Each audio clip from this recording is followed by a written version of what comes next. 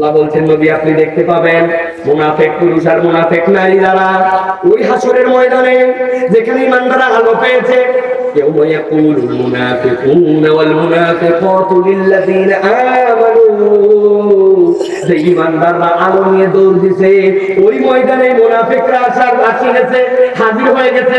মুনাফিক কাকে বলে জানেন? আরবিতে মুনাফিক শব্দটা নাফাকুন শব্দ থেকে আসছে। নুন ফাকা, নফক মানে হচ্ছে আপনার জন্য কোন একটা আন্ডারগ্রাউন্ড রাস্তা, কোন একটা নিচের দিকে রাস্তা, কোন একটা গিরিখাত, এমন রাস্তা নফক বলা হয় যে এই রাস্তার দুইটা মুখ আছে। সাম্প্রতিক আমাদের কক্সবাজারে একটা টানেল হয়েছে জানেন আপনারা? আরবিতে টানেলের আরবি হচ্ছে নফক, দুই দিকে মুখ আছে। আল্লাহ বলছেন মুনাফিক কাকে বলে? এই মুনাফিককে কেন নফক থেকে দিলাম? ওর দুই চরিত্র, ভিতরে ভিতরে ইসলাম পছন্দ করে না, আল্লাহ রাসূলের মহব্বত নাই, আলেম ওলামাদের কত ভালো লাগে না, আল্লাহর আইনের প্রতি তার তো ভালোবাসা নাই, কিন্তু উপরে উপরে মুসলমানদের সাথে তালগোল দিয়ে চলা লাগে, ভিতরে ইসলাম তার পছন্দ না, উপরে মুসলমানদের সাথে মিলমিশ দিয়ে চলে। এরাই হচ্ছে মুনাফিক, ঠিক না? মাহফিল আয়োজন করতে যাবেন, কত বাধা, আপনি হিসাব মিলাতে পারবেন না। গেছেন ভালো মনে করে, ভাই আমাদের মাহফিল অমুক তারিখ হচ্ছে, নেওয়া 500 টাকা নিয়ে চলে যাও। আপনি মনে করছেন বাপরে বাপ এইরকম মোহাব্বত করে আমাদেরকে, আপনি চলে যাও মাত্র হ্যালো লাগাইছে। দেখেন তো এত ঘন ঘন সভা, এত মানুষেরা কারা কোন দল করতেছে, কেন করতেছে, এটা বন্ধ করা যায় কিনা? উপরে দেয় টাকা, ওদিকে দেয় বাধা, এরকম মুসলমান আছে কিনা? ইয়াংদের মধ্যে থেকে বুড়া টাইপের লোক এইগুলো বেশি শয়তান এখন আছে না? ভালো করে বুঝে নেন। আল্লাহ বলছেন এই মুনাফিক মার্কা যারা আছে নবী আপনি দেখতে পাবেন। 2 নম্বর চিত্রায় যুবক খেয়াল করতেছেন,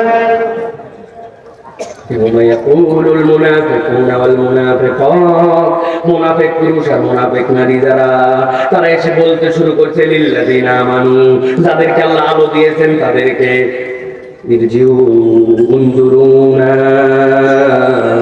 একটু অপেক্ষা করো ভাই, একটু অপেক্ষা করো। ইমানদার তো মেজাজ খারাপ, বেটা আল্লাহ আমাকে জান্নাতে যাওয়ার জন্য আলো দিয়েছে, আমায় থামাস কেন? কি জন্য থামতে হবে? দেখতেছো আমাদের অবস্থা, আমাদের কোনো আলো নাই, আর তোমাদের যার আলো একবারে নাই। মুসনাদে আহমদের হাদিসে নবী বলছেন এই বিদ্যাঙ্গনের মাথাতে তার একটু আলো বের হয়, ওই আলোটা কখনো জ্বলে কখনো বন্ধ হয়। তোমাদের এত আলো, আমাদের একটু আলো নাই। নাক্তা বিসমিন নূরিকুম, তোমাদের আলো থেকে আমি একটু আলো নিব, একটু অপেক্ষা করো। ইমানদার বলতেছে তাই নাকি? এত সোজা? ইরজিওয়ালাকুম ফালতামিসু নূরা, ডিস্টার্ব করবে না বলে দিলাম। এই ময়দানে আলো কামাইয়ের জায়গা নয়। আলো যদি নিতে হয় দুনিয়ায় চলে যাও, এই আলো এখান থেকে নেই নাই, আলো দুনিয়ার থেকে আনা লাগছে, অথবা আলো চাইলে দুনিয়ায় যাও। জিজ্ঞাসা করবো, উত্তর দিবেন। ওই ময়দানে যাওয়ার পরে কাউকে যদি ঝাড়ি দিয়ে বলা হয় কিয়ামত থেকে দুনিয়ায় চলে যাও, আরে দুনিয়ায় তো আল্লাহ ধ্বংস করে দিয়েছে, দুনিয়ায় কি আবার ব্যাক করে আসা যাবে? কেন বললো যাও দুনিয়ার থেকে আলো নিয়ে আসো? আমি উদাহরণ দেওয়ার জন্য, বুঝানোর জন্য বলি, দেখেন তো মিলে কিনা। এই যে মোবাইলে আলো জ্বলাইছে, দেখতে পাইছেন আপনারা? বহুত লোক দেখতে পাইছেন আপনারা? বলেন তো ভাই এই আলো কোথাকার? মোবাইলে, তাই তো।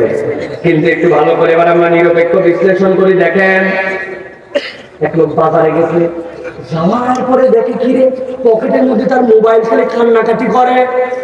একটা আছে মোবাইলের রিংটোন আর একটা কান্নাকাটি। আপনাদের মোবাইল কি কান্নাকাটি করে? করে। যাওয়ার পরে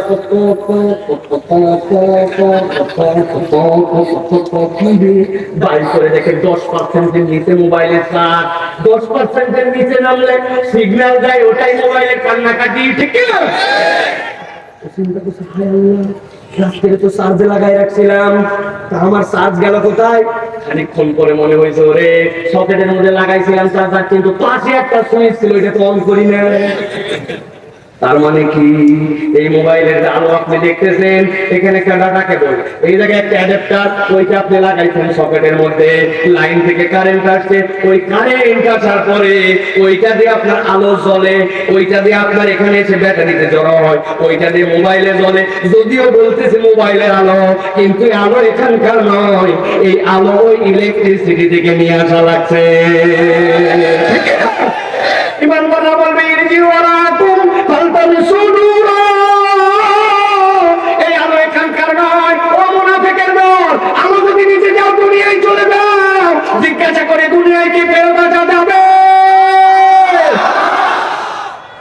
দুইটা আয়াত শেষ, চারটা আয়াত বলবো বলেছি, ভালো করে খেয়াল করেন। এক নম্বর ইমানদারদের আলো, দুই নম্বর মুনাফিকরা আলোর পিছে ঘোরে কিন্তু তার হাতে কোনো আলো নাই। ইমানদার বলছে দুনিয়ায় চলে যাও, এই পর্যন্ত বুঝছেন আপনি? দুনিয়ায় তো আসা যাবে না। মুনাফিক তো বুঝে ফেলছে, এখন উপায় কি? এখন মুনাফিক বারবার খালি ইমানদারের কাছে আসার চেষ্টা করো, ভাই তোর একটু আলো দিলে সমস্যা কোথায়? দিয়ে না ভাই, একটু আলো দিয়ে না ভাই। আমার আল্লাহ বলছেন, বাবা দুনিয়ার বুকে আমি একসাথে তোমাদেরকে মুজরিম আর মুহসিনদেরকে রেখেছিলাম, কিন্তু হাসুরের দিনে আমার জান্নাতগামী বান্দা এদেরকে তো আমি আজকে ডিস্টার্ব হতে দেব না। দুনিয়ার বুকে আল্লাহ রাব্বুল আমিন অপরাধী মুনাফিক এদেরকে কি দুনিয়ার বুকে আল্লাহ রাব্বুল আমিন মৌলিক নিয়ামত দিতে কি দেয় নাই? একজন 5 ওয়াক্ত নামাজ পড়ে, 1 বিঘা ধান লাগাইছে, ওর বিঘায় হইছে 25 মণ, আর যেটা বেনামাজি ওর হইছে বিঘায় 2 মণ। একটা আছে ভিআইপি মুসল্লি, শুধু জুম্মার দিনে আসে, তাও সব সময় আগে আসে না, সোয়া 1টার পরে আসে। আসার পরে মোবাইল চালায় বাহিরে, আর হুজুর কি ওয়াজ করতে দেখলে জানাই আছে, সব স্ট্যাটাস চেক করে দেই, কতমাদি সালা দিছে সিতরায় দর, এক দুটা মসজিদের ভিতরে আরেকটা বাইরে আছে না। এইরকম ভিআইপি একটা মুসল্লি, ও লাগাইছে আখ তুষার, ওর আখ হবে তিতা, লেপল্লা মানে ওরা তিতা। আল্লাহ রাব্বুল আমিন মৌলিক নিয়ামত দিতে কাউকে আলাদা করেন নাই, কিন্তু রব্বুল আমিন বলছে ওই দিন যখন ইমানদারকে ডিস্টার্ব করবে তখন তৃতীয় চিত্র রব্বুল আমিন সেখানে দাঁড় করাবেন। খেয়াল করেন, রব্বুল আমিন বলছেন ফাদরিবা বাইনাহুম বিসুরিল লাহু বাব বাতিনুহু ফীহির রাহমাত ওয়া যাহিরুহু মিন কিবালিল আযাব।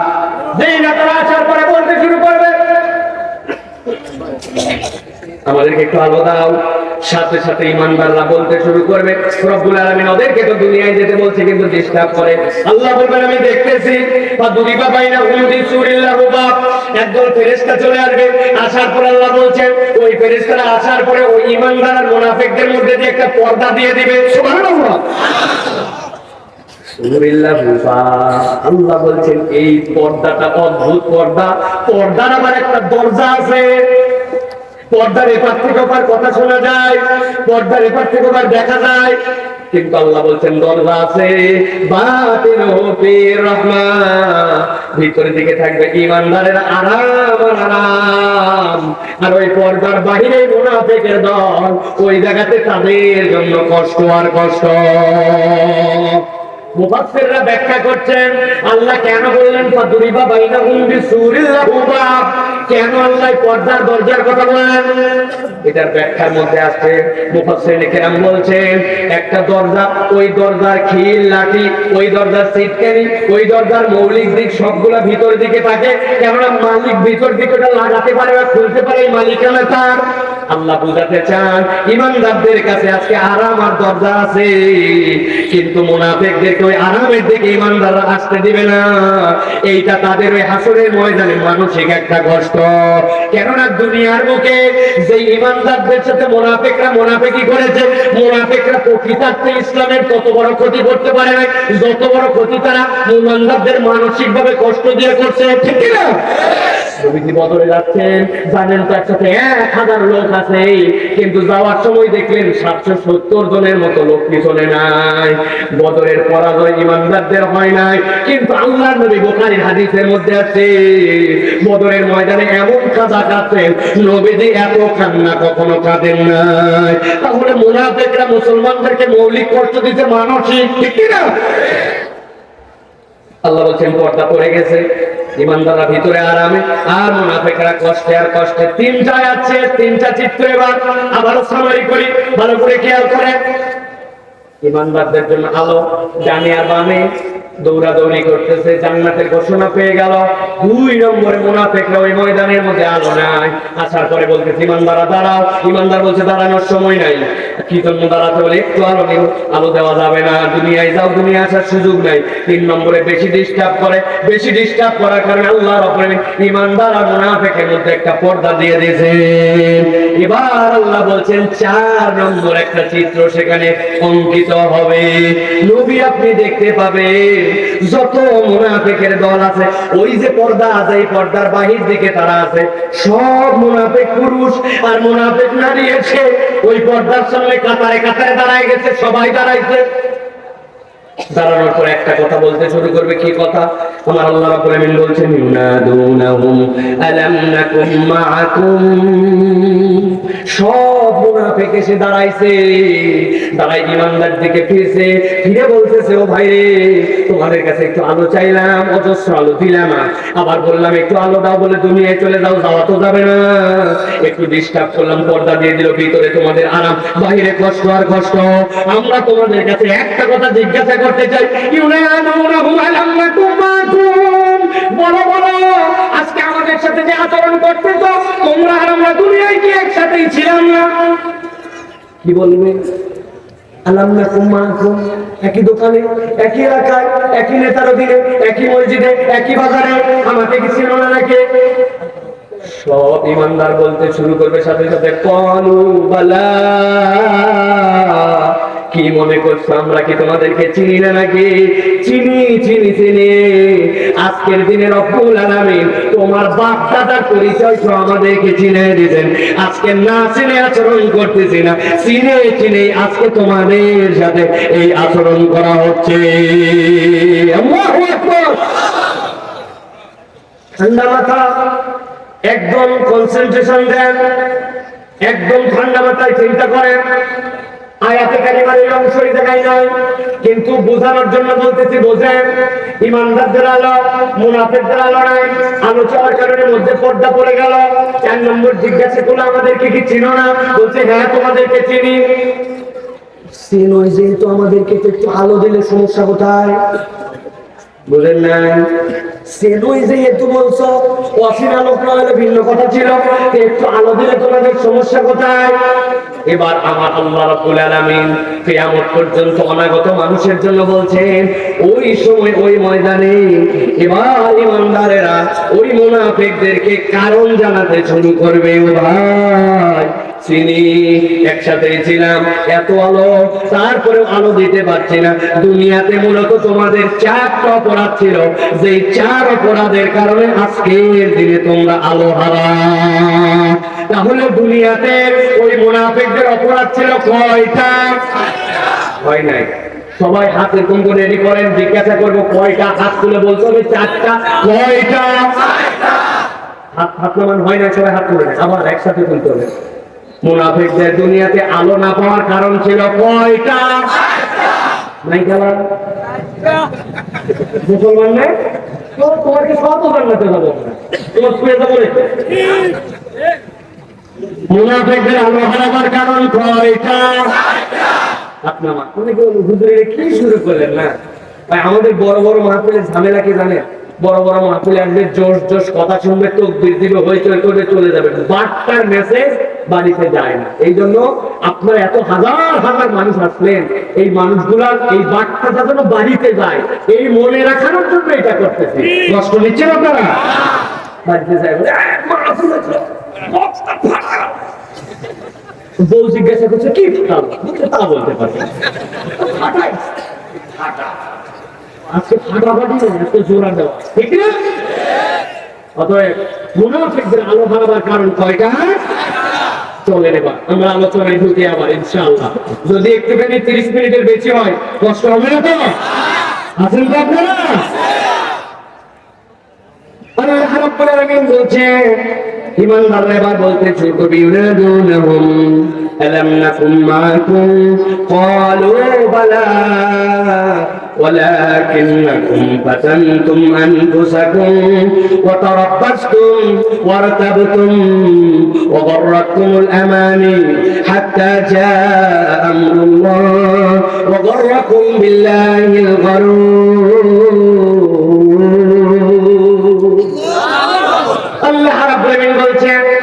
ইমানদাররা আবার বলতে শুরু করবে মুনাফিকের দল, তোমাদের যে আজকে আলো পাচ্ছ না, এক নম্বর কারণ কি তোমরা জানো নাকি? তারা বলবে এক নম্বর কারণ হচ্ছে ওয়ালাকিন্নাকুম ফাতানতুম আনফুসাকুম, দুনিয়ার বুকে তোমরা নিজেরাই নিজেদেরকে এমন পরীক্ষার মধ্যে ফেলেছিলে, সেই পরীক্ষা আল্লাহ দেয় নাই, তোমরা নিজেরাই নিজেদেরকে পরীক্ষায় ফেলেছিলে। আমরা কি এরকম নিজেরা নিজেদেরকে কোনো পরীক্ষায় ফেলি নাকি ভাই? মিলায় দেখেন, দুই দোস্ত, একজন বিড়ি খায় না, ও বিড়ি ধরাইছে, সাথে সাথে বলতে দোস্ত ফাঁকে যায় ধরা, সিগারেটের গন্ধ শুনে আমার কাশি হয়, কিন্তু বন্ধুত্ব ছাড়ে নাই। একদিন, 2 দিন, 3 দিন, 7 দিনের মাথা ওই বিড়ি খোর যেটা প্রথম দিন ধোঁয়ার গন্ধ সহ্য করতে পারতো না, ও যখন সিগারেট ধরাইছে, ও সিগন্যাল দিয়ে বলছে দোস্ত তোর পরে কিন্তু মুঠা আমার। বুঝেন নাই? তাহলে যেই লোকটা সিগারেট খাইতে পারতো না, ও একটা বাজে সংস্রবের সাথে থেকে থেকে বিড়ি করে হয়ে গেল। এই বিড়ি করে সাথে চলার পরীক্ষা কি আল্লাহ দিছিল? আপনি কেন এর সাথে ঘুরলেন? কেন এই পরীক্ষায় ফেললেন? আল্লাহ বলছেন যে এই পরীক্ষা আমি দেই নাই, এরকম পরীক্ষায় তুমি নিজেকে নিজে যদি ফেলো, কিয়ামতের দিনে তোমার আলো হারানো লাগতে পারে, ঠিক না? বলছে দোস্ত আর কত, ঈদের দিন, একটা ভালোবাসা দিবস, একটা 31 নাইট, এইগুলোকে খালি বিড়ি খেলে চলবে না, বলে কি করা লাগবে? বলছে তোর কাছে যে বিড়ি আছে ভিতরের মাল ফেলায় দে।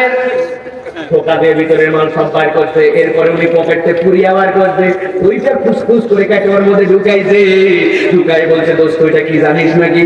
একটা নেতে যেমন তেমন, 2টা নেতে রাজা, 3টা নেতে এমন ফিলিংস, ইহার নামই হচ্ছে গাঁজা। আছে না? বিড়িও খাইতো না, কিন্তু বাজে মানুষের সাথে ঘুরতে ঘুরতে ও আস্তে করে গাঁজাখোর হয়েছে।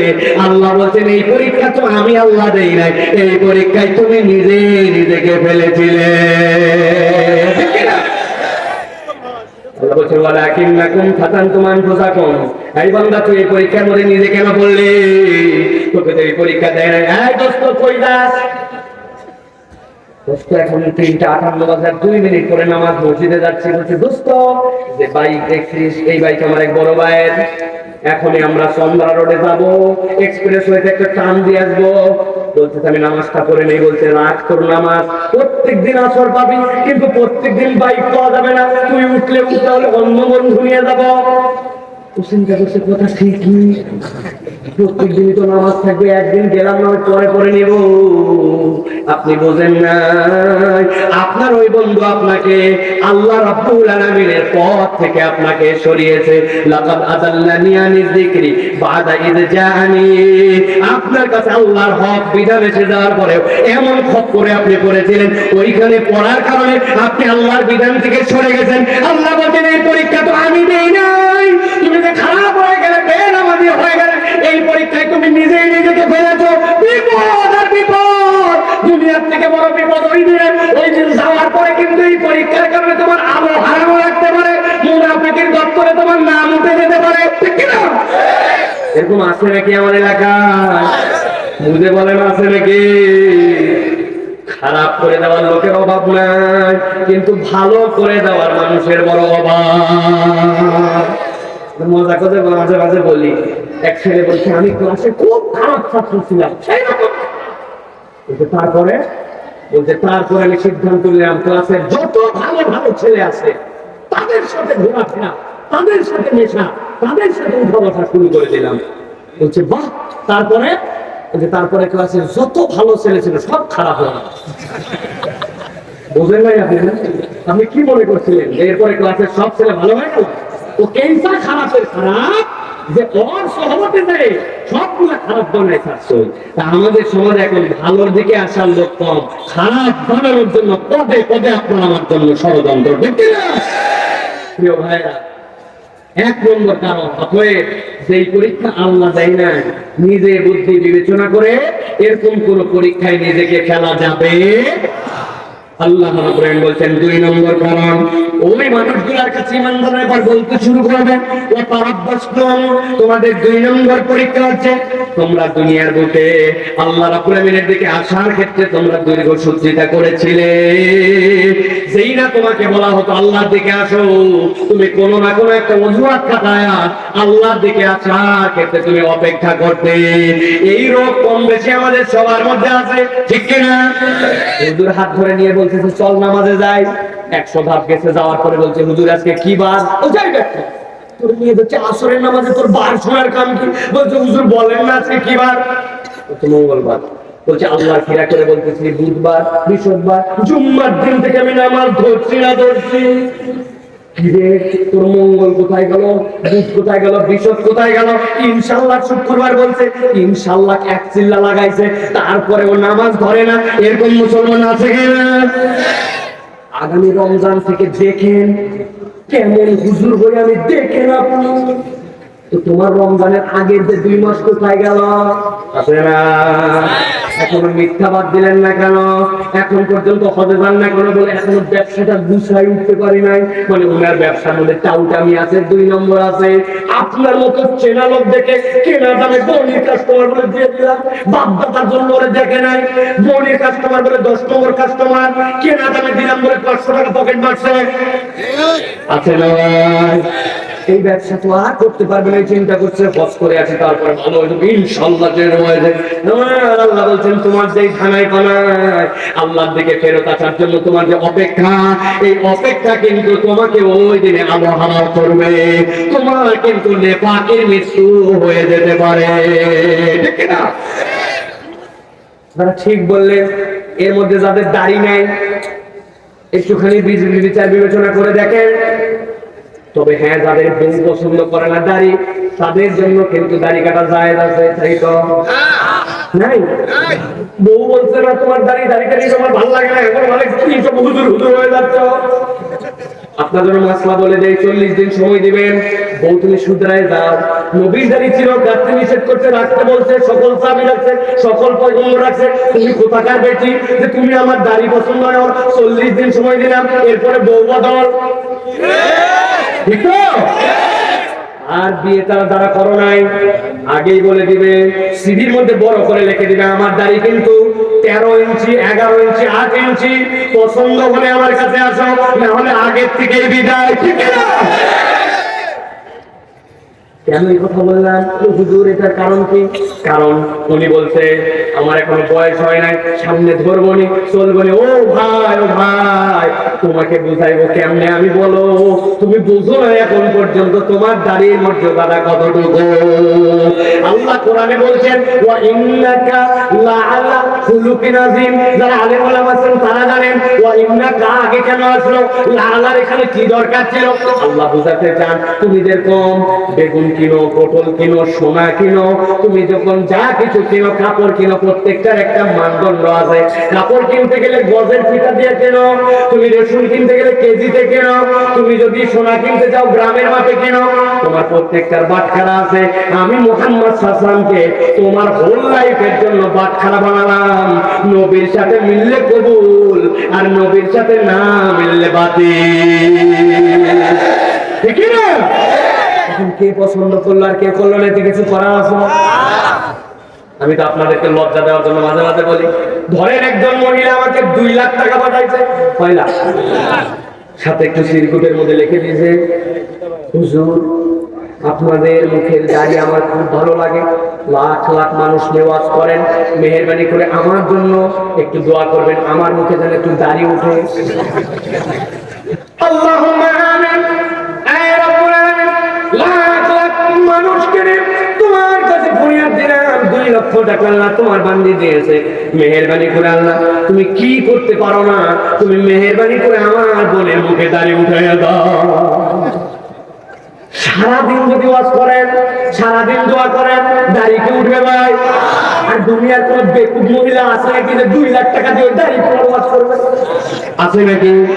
কিন্তু আপনারা কেমনে বুঝায় যে 2 লাখ টাকায় দাড়ি উঠে না, আর আল্লাহ যেই দাড়ি আপনারে দিল, আপনি পুরুষ হয়ে ওই টাকাকে আপনি মহিলা হতে চান? না পারলে মোচ রাখেন, যা গুনাহ হয় আমার হবে। তাও আপনি অন্তত করতে পুরুষের দলে আছেন। এক বাচ্চা নাকি দুধ খায়, মধ্যে শুইছে, এক পাশে মা এক পাশে বাবা, রাত্রেবেলা খালি বাপের দিকে যায়। আমি কোন গর্ব বলছে আমি তোর বাপ, ওই দিক কেন বাপের দিকে যায়, মুখে হাত দেয় দেখে দুধেই সময়।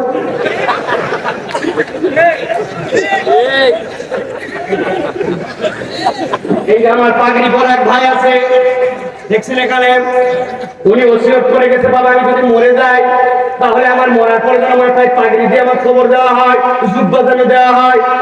খাবারের লোকেরা দিবেন তো? কেন তোদের মনে তো খারাপ, কেন তো লোক পাগড়ি চাইছে, জুব্বাই চাইছে, কি সমস্যা? বলবেন হুজুর এই সকল আবেগী কথা বলেন না, কবরে দেওয়ার পরে কোন ড্রেস পরে নামান লাগবে এটা আল্লাহ ইসলাম দিয়ে গেছে, ঠিক কিনা? কিন্তু আপনাকে কেন এই কথা বললাম, আপনার একটা পাগড়ি সুন্নাত, জুব্বার সুন্নাত, আপনার কোনো কিছু সুন্নাত আপনার কবরে নাই। পুরুষ মানুষের সাথে দাইনি সুন্নাত হিসাবে আপনার দাড়ি খানা কবরে যাবে।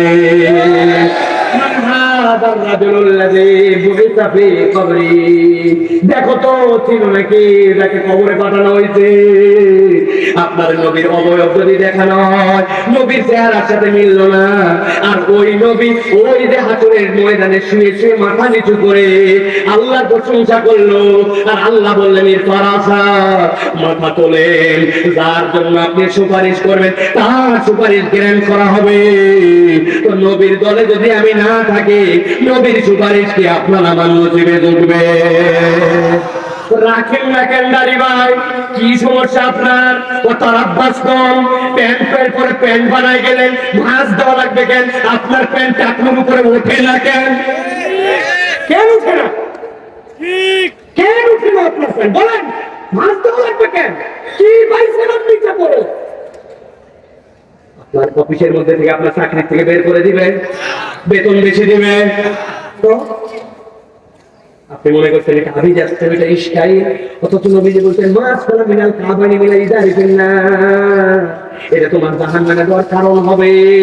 আপনি বলছেন ঠিক আছে, ইয়াং মানুষ তো ঠিক হয়ে যাবে, ঠিক হবে, এরপরের প্যান্ট বানাই, তখন ঠিক হবে, এরপরের প্যান্ট বানাই, এরপরের প্যান্ট বানাই, ওরকম করতে করতে 40 বছর পার হয়ে গেছে, ঠিক হয় না। আল্লাহ রাব্বুল আলামিন কোরআনুল কারীমের মধ্যে বলছেন ওয়ালাকিন্নাকুম ফাতানতুম আনফুসাকুম ওয়া তারাব্বাসতুম ওয়া রাতাবতুম ওয়া গharratkum al-amani hatta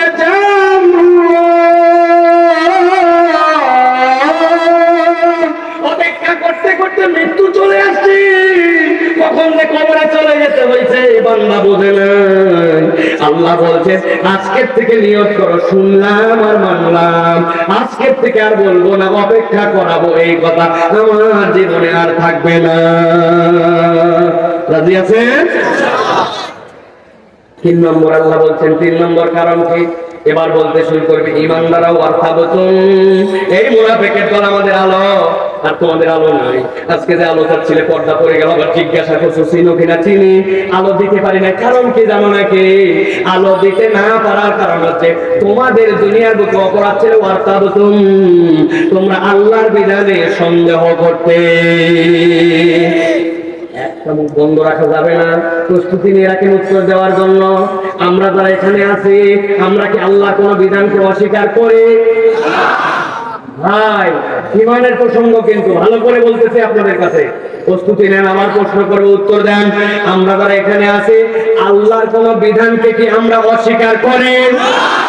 অস্বীকার করি? জোরে করে বলাইছি এমনি না, বলছি তো করি না।